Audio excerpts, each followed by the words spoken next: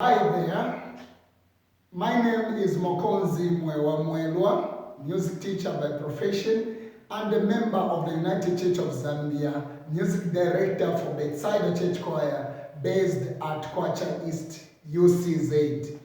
Last time in our previous video, I talked about the names of lines and spaces on the treble staff, and that's where we ended. First and foremost, I started from the definition of music. From there, I went to the clefs. After that, I went on to look at the names of lines and spaces on the treble staff. Today, we continue our journey and we shall look at the names of lines and spaces on the bass staff. So, as I said last time, when we get the bass clef, we get the bass clef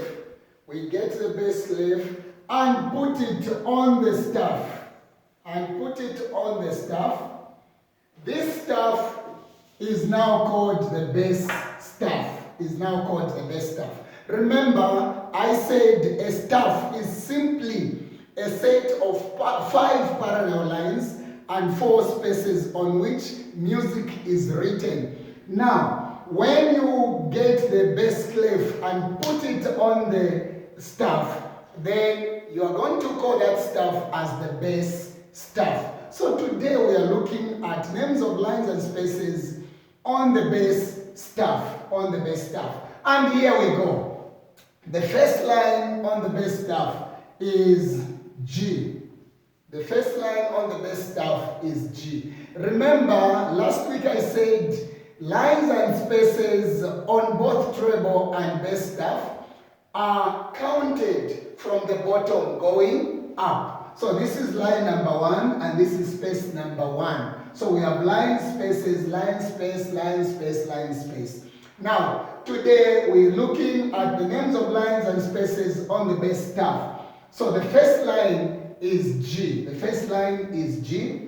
Then I said the music alphabet only ends on G. So we have A, B, C, D, E, F, G. The music alphabet only ends on G. So since this is G, that means that's where the alphabet is ending. And when it ends, we begin again with A. So G, A, B, C, D, E, F, G, A, B, just like that, ascending, going up. So this is line G, and since this line is G, this space is going to be A, because I've said after G, we have to start our alphabet from G to A. So this space is A. Then the next line there, what comes after A? What comes after A is B. So the next line there will be B. Then after this B line, we have this space, which is going to be C, because what comes after B is the C. Therefore, this space is going to be C. Then after C, what comes after C is D. After C, you go to D, meaning this line now will be D. After D, what comes after D is E. So since this is line D, then this space will be E. That will be the name of that space, E. Then after that space E, there is a line there. After E, what comes after E is F. So this is going to be F. After F, we go to G. So the space there will be G. So we have F, then G. After G, I've said the music alphabet only ends on G. So after G, we are going to A. We'll start again. We have to start again from A. So this line is A. So basically, these are the names of lines and spaces on the bass staff. These are the names of lines and spaces on the bass staff. The first line, that's G. Second line, B. Third line, D. Fourth line, F. Fifth line, A. Then space number 1, A. Space number 2, C. space number 3, then space number 4. Remember I said a staff is a set of 5 parallel lines and 4 spaces where music is written. So these are the names of lines and spaces on the bass staff. Now there is a mnemonic. There is a mnemonic. Mind you, a mnemonic is something that helps us to memorize something. A mnemonic is something that helps us to master something. So there is a mnemonic for lines, for the lines. Here is a mnemonic for the lines. Here is a mnemonic for the lines. We say good boy does fine, always. Good boy does fine, always. So this is a way of remembering the lines, a way of mastering, a way of memorizing the lines. So these are the lines the lines on the bass staff. The first line is G, second line B, hence the word boy. Third line is D, hence the word does. Fourth line is F, hence the word fine. Then fifth line is A, hence the word always. Now, you do not have to restrict yourself to this mnemonic. You can also come up with your own mnemonic, which will just help you to master the concept. So if you want, you can even say, good boy drinks Fanta, always. Good boy drinks Fanta, always. Or you can say, good boy deserves favor, always. Good boy deserves favor, always. So you can come up with your own mnemonic, but this is the mnemonic that I'm giving you for you to master the names of lines. Let's come to the spaces. How do we master them first? So with the spaces, the mnemonic here is the mnemonic. This we say O, then cows, O cows eat, then grass. So for the spaces we say all cows eat grass. I've said this is just one way of memorizing these lines and the spaces so that you don't forget and so that you get the concept fast and put it in the head. Now, as I said last time in my previous video, you need to know these lines and spaces. They are very important in music. If you cannot know lines and spaces, then when it comes to sight reading, you may sight read the notes in terms of tonic sophas, but it will be very difficult for you to tell, to say that is E, that is F. In short, it will be very difficult for you to tell the keys. It will be very difficult for you to identify the keys. So you need to know the names of lines and spaces on both treble and bass staff. You need to know them because they are very important. You just need to know them. So basically, these are the names of lines and spaces on the bass staff. All right, let's look at something now. All right, so what you are seeing here, what I'm trying to put up here is what we call the grand staff. The grand staff. The word grand means great. So you can also say the great staff. The great staff. In French, this word is called grand. Grand means something big, something huge, something enormous, and so on and so forth. So the grand staff is a combination of both the treble and bass staff. In short, instead of saying grand staff, you can also say stave. Stave is the plural for the word staff. Staff means one set of 5 parallel lines and 4 spaces. That's a staff. When we have 2 sets, here. We can call this as stave. Stave is the plural form for staff. But again, I'm saying you can call this as grand staff or the great staff or simply the staff. This is the staff. Now, there's one thing that I want you to see here. I want you to know that the bass staff is just an extension of the treble staff. From the bass staff, you go on and on and on and on, reading the lines and spaces until you reach the treble staff. In short, what I'm trying to say is treble staff and bass staff are just the same, except that treble staff is for higher sounds, bass staff is for lower sounds.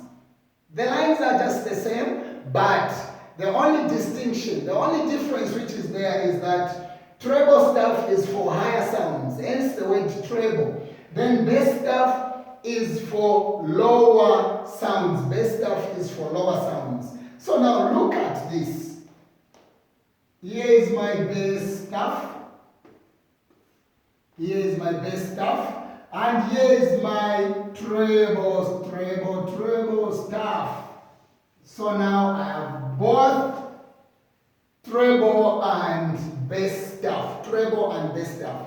What I want you to see here is that between treble and bass, there is only a line in between. There is only a line in between. And this line is called middle C. The middle C.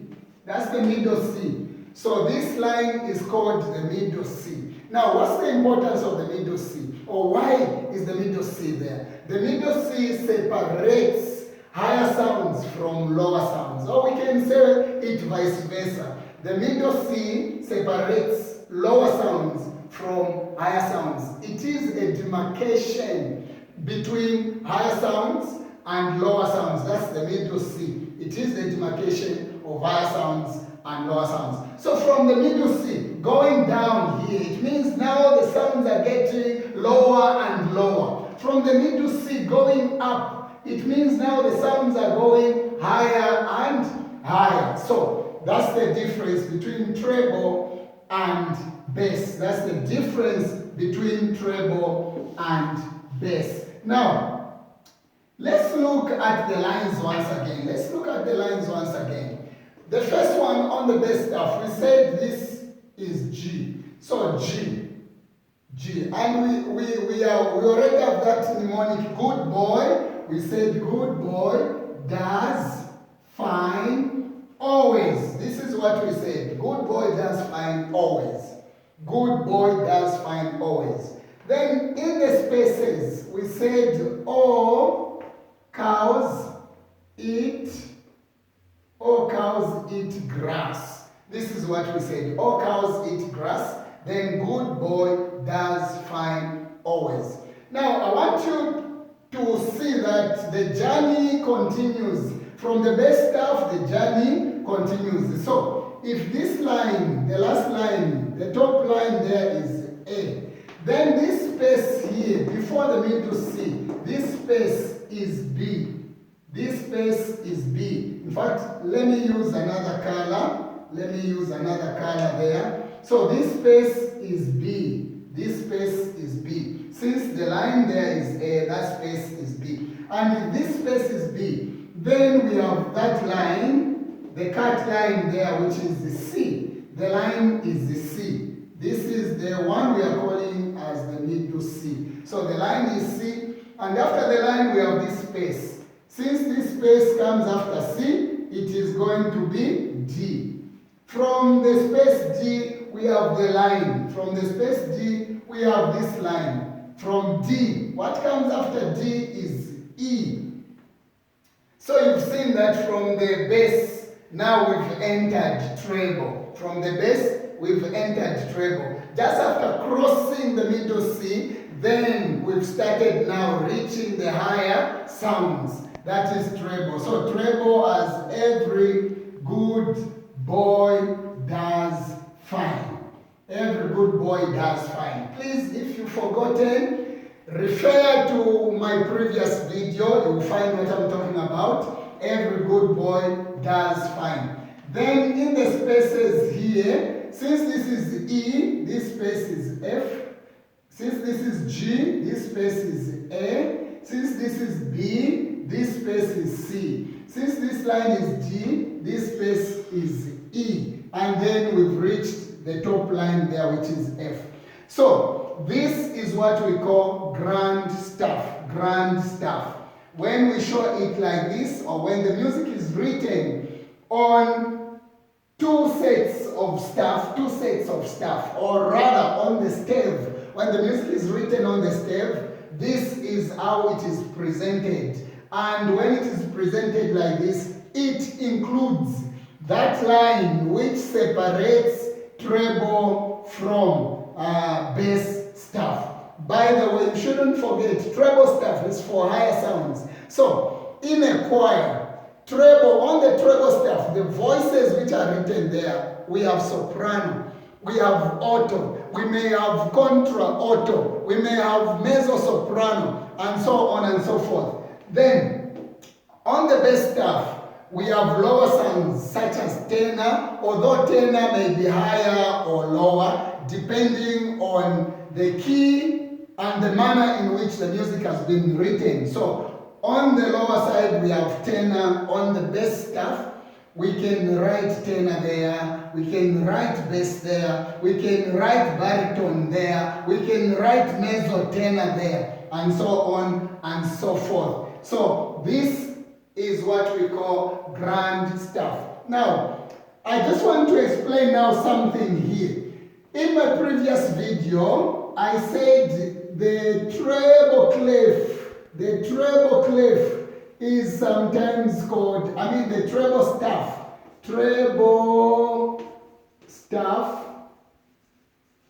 is sometimes called G staff. Or let me say treble clef. Let me just say treble clef. Treble clef is sometimes called G clef. Treble clef is sometimes called, this treble clef is sometimes called G clef.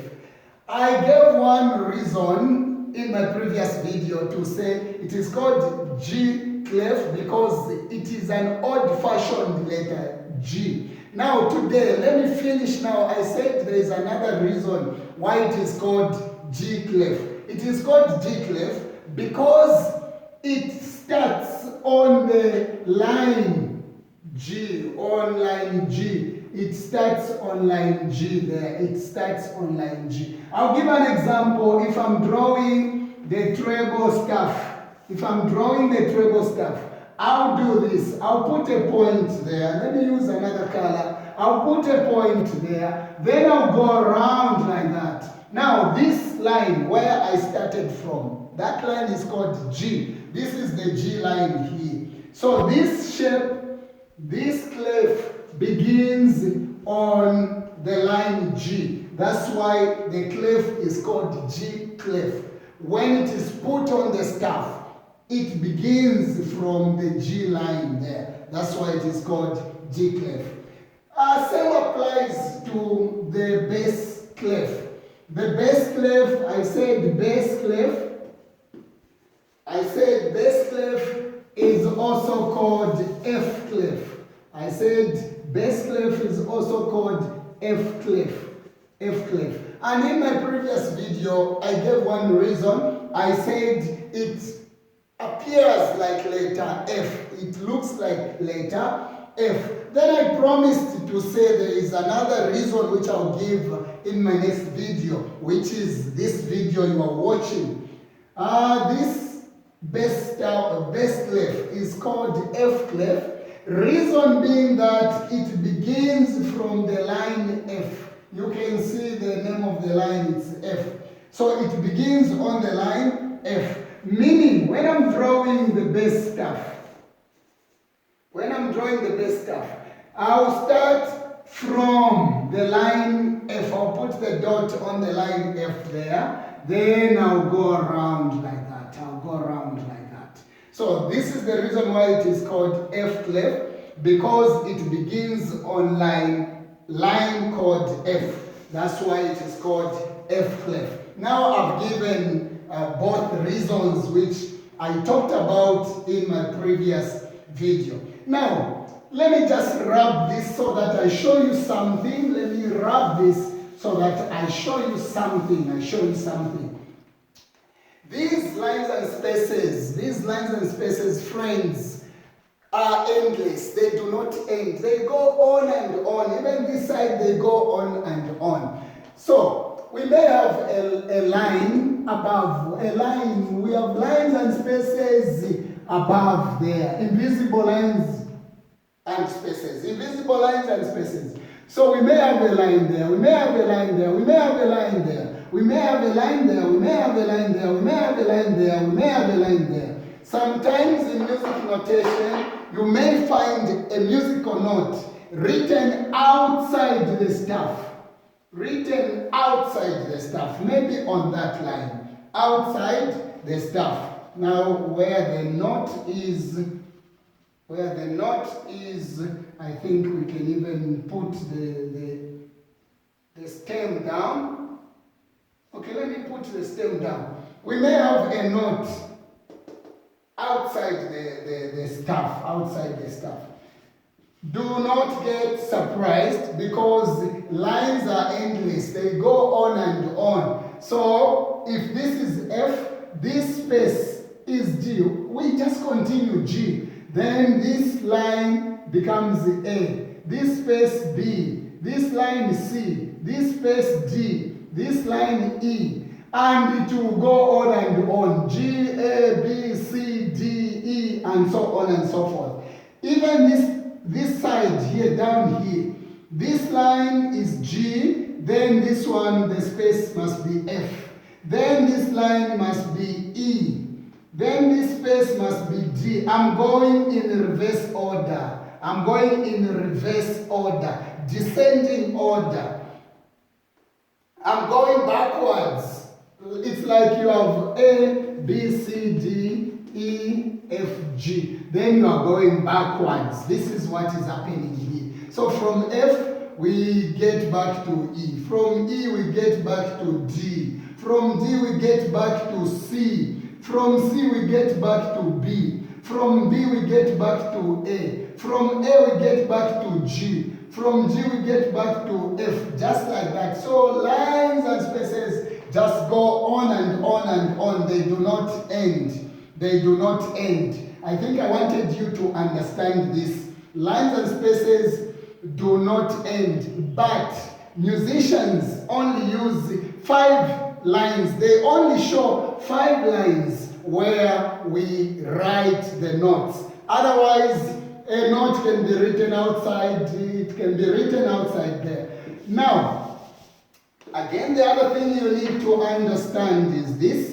Whenever we write a note outside the staff, for example, I write the note outside the staff on that line there. I do not have to write a long line like that because I will confuse the structure of the staff. The staff should only have 5 parallel lines, so I shouldn't add another line like that. If the note is coming outside the note, if the note is too high to be shown here, then it will be shown using a short line. Now, short lines where notes are written below or up the staff are called ledger lines. Ledger lines. So you may find a note written down, maybe somewhere there. The note is written somewhere there. We can say it is written on a ledger line. Notes outside the staff are written on ledger lines. Good day, ladies and gentlemen, friends, brethren. Here is where I will end. Please remember to subscribe. Remember to subscribe to my channel so that whenever I post a new video, you receive a notification. I'm on YouTube. You can subscribe to my channel. I'm on TikTok. You can follow me on TikTok. Like my page, share, so that others can also get this information that I'm trying to share. I'm also on Facebook, so you can search for Mokonzi Mwewa Mwelwa on Facebook and then follow me. Click on the follow button, click on the like button, share the videos, and also invite others to participate in this music education. Thank you very much for watching, and thank you very much for your support as you wait for the next video, which will come next week on Monday. From me, Mokonzi Mwewa Mwelwa, the psalmist and the music teacher, I say goodbye.